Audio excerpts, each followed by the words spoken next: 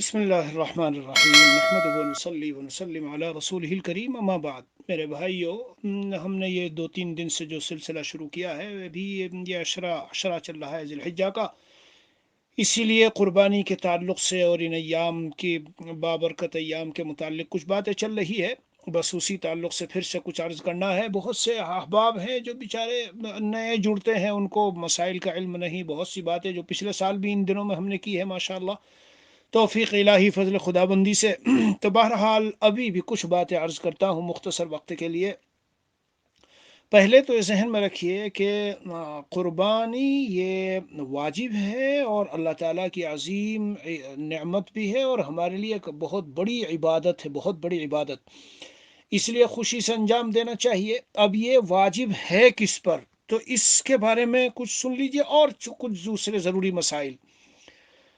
تو جس مسلمان کے پاس بقدر نصاب مال ہو، عاقل ہو، بالغ ہو، مسافر نہ ہو اور اس کی ملکیت میں نصاب کے بقدر مال ہو۔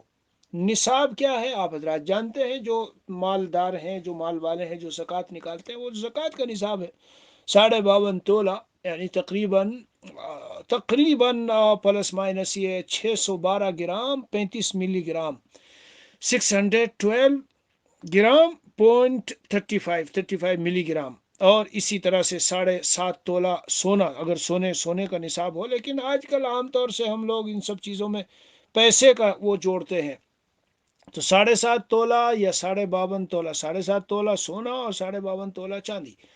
جی تقریباً ہمارے یہاں جو ہمارے ملک میں کیش کا حساب اگر دیکھیں تو تقریباً 6980، تو مطلب یہ سمجھ لیجئے کہ 7000 رین۔ اب ہر ملک کے اعتبار سے جو نصاب ہے وہ علماء سے پوچھ سکتے ہیں، وہاں کے روپیوں میں کتنا ہے اور ریال میں کتنا ہے اور ڈالر میں کتنا ہے اور کون سی کرنسی میں، لیکن بہرحال جو اس نصاب کا مالک ہو۔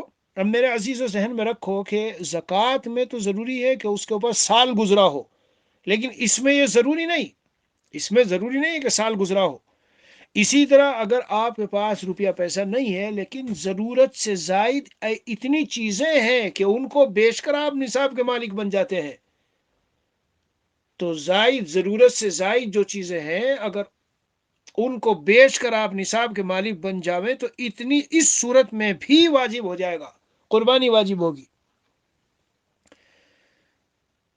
بہرحال اور قربانی کے 3 دن ہیں، 10ویں تاریخ، 11ویں تاریخ، 12ویں تاریخ۔ اسی لیے علماء نے لکھا ہے کہ یہ اسپیشل عبادت ہے کہ سال بھر میں کبھی بھی آپ کرنا چاہیں تو نہیں کر سکتے اس کو، اس لیے میرے عزیزو اس میں غفلت نہیں برتنی چاہیے۔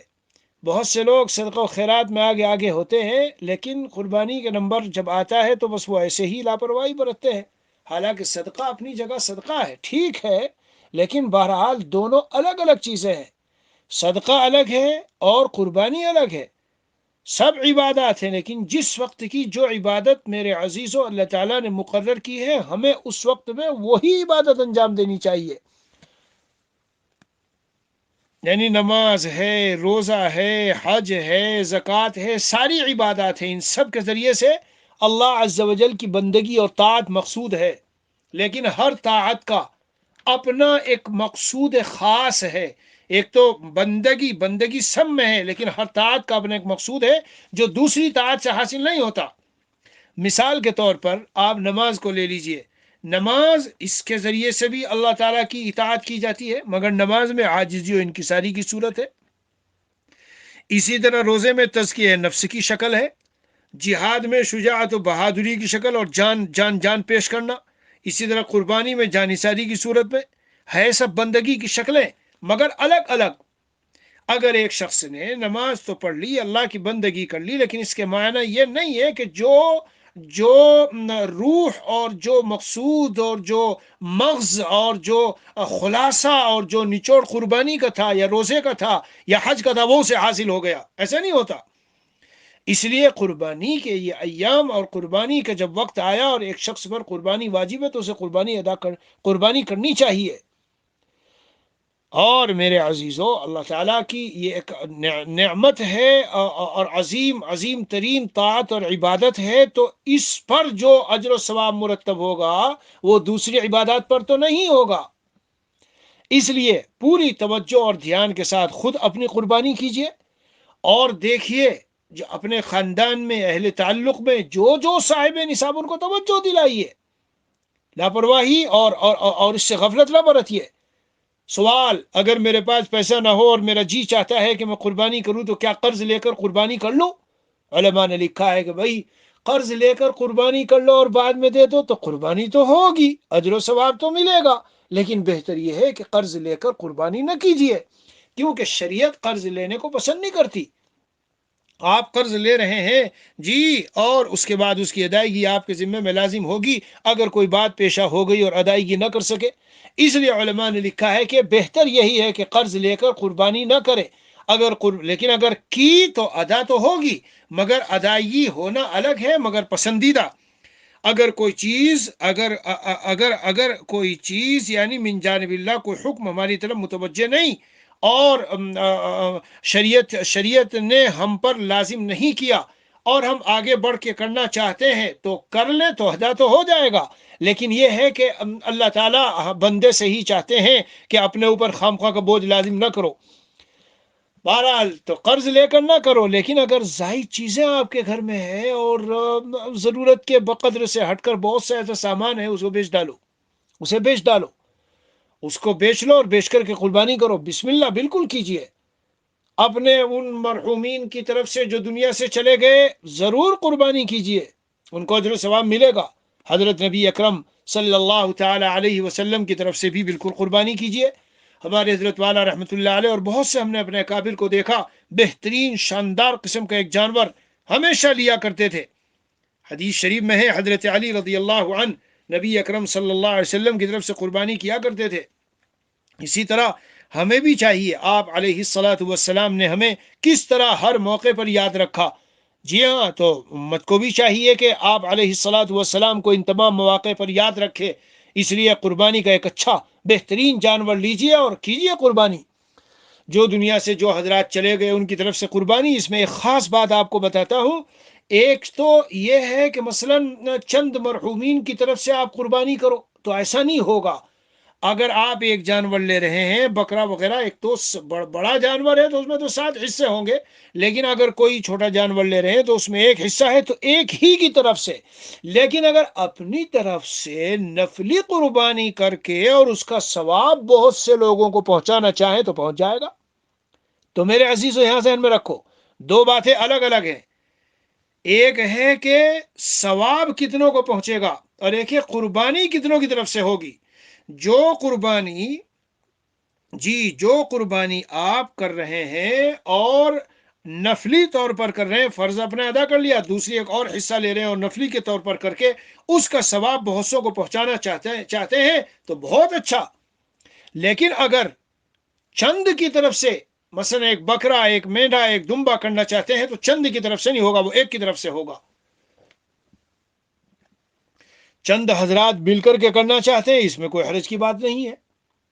بہرحال ثواب پہنچانا ہے تو ثواب سب کو پہنچ جائے گا، ثواب سب کو پہنچ جائے گا۔ اسی طرح ایک سائل نے سوال کیا، میرے پاس اتنا پیسہ ہے، میں قربانی بھی کر سکتا ہوں، اور میرے پاس انہی دنوں میں یہ ہے کہ اسی پیسے کو میں صدقات و خیرات وغیرہ میں لگا کر وہاں بھی اجر و ثواب کما سکتا ہوں، کیا کرنا چاہیے مجھ کو؟ تو بھائی جواب یہ ہے کہ ان دنوں میں آپ جو قربانی کی عبادت ہے اسی کو انجام دیجئے۔ قربانی الگ چیز ہے، قربانی الگ چیز ہے اور صدقہ الگ ہے۔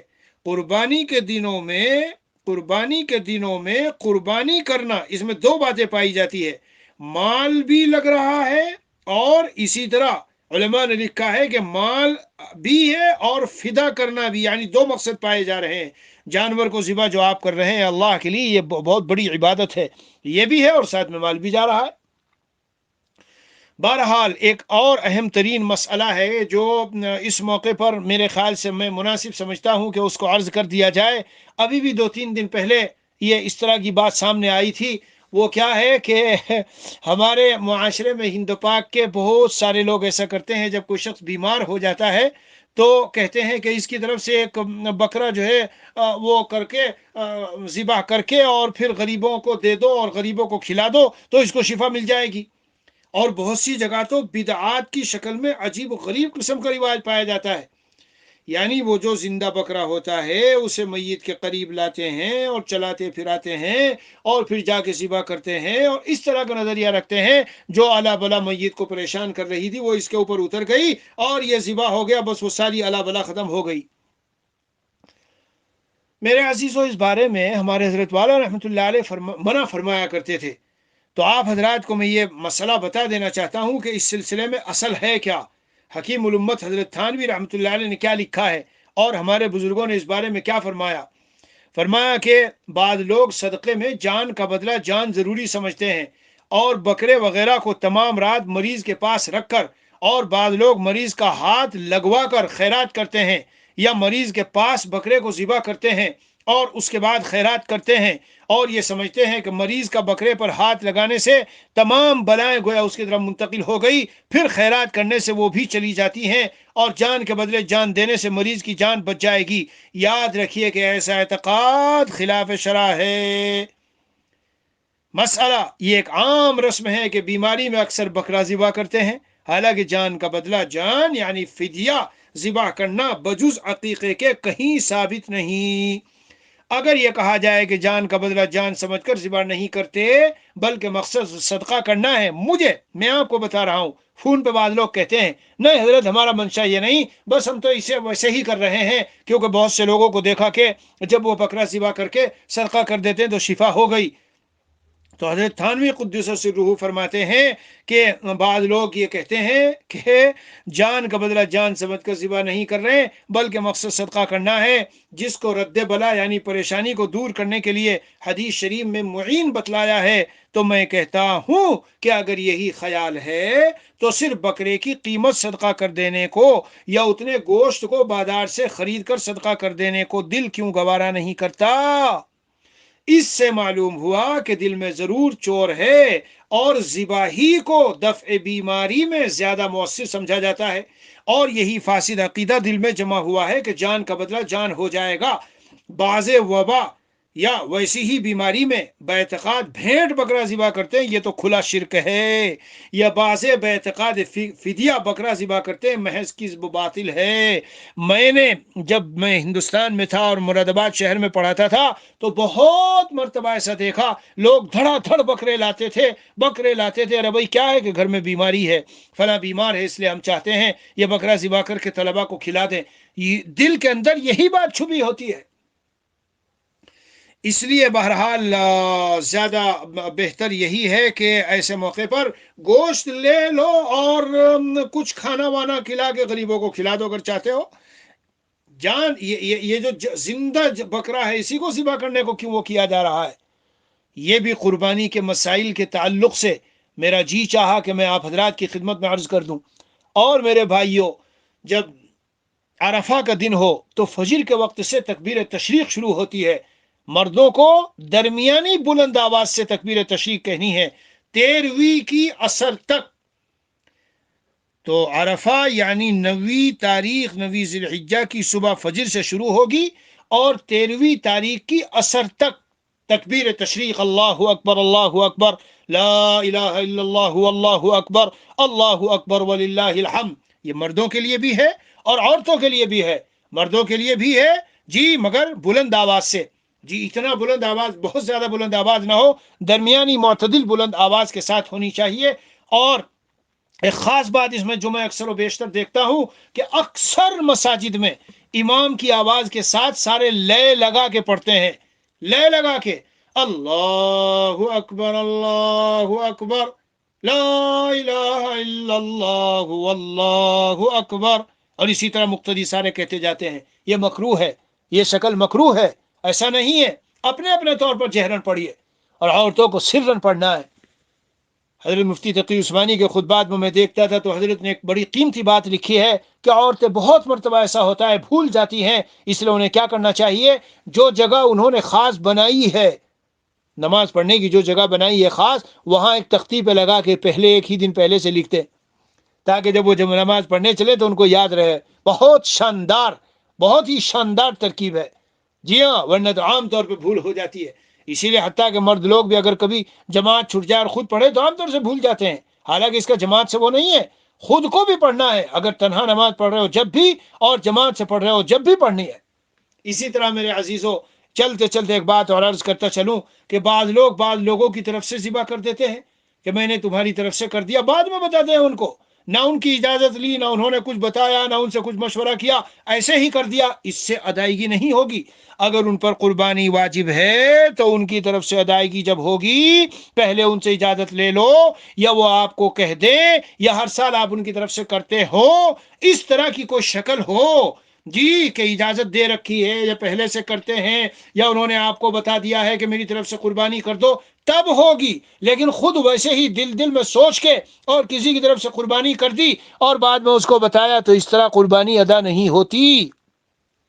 شوہر کو بھی چاہیے کہ اگر وہ بیوی کی طرف سے کر رہا ہے تو اسے بتا دے کہ میں تمہاری طرف سے بکرا خرید رہا ہوں، اور میں تو اچھی صورت یہ اختیار کیا کرتا ہوں کہ بھائی کتنا کہے بکرے اتنے کے، لو جی یہ گھر میں جو ہے اہلیہ ان کو پیسے دے دیے کہ یہ لے لو اور تم پھر مجھے دے دو، اور بس یہ خریدا گیا۔ یعنی وہ بھی شکل ہے، لیکن یہ اور بھی اچھی شکل ہے۔ بہرحال یہ دین ہے، دین ہمارا اتباع، مسائل کی اتباع، یہی اصل میں دین ہے۔ اللہ تعالیٰ عمل کی توفیق دے انشاءاللہ۔ اور جب تک یہ بقر عید کا وقت آ رہا ہے، ضروری مسائل، ضروری باتیں انشاءاللہ عرض کرتا رہوں گا۔ اللہ تعالیٰ شرف قبولیت سے نوازے۔ وصلی اللہ علی نبی الکریم وعلی آلہ واصحابہ اجمعین والحمد للہ رب العالمین۔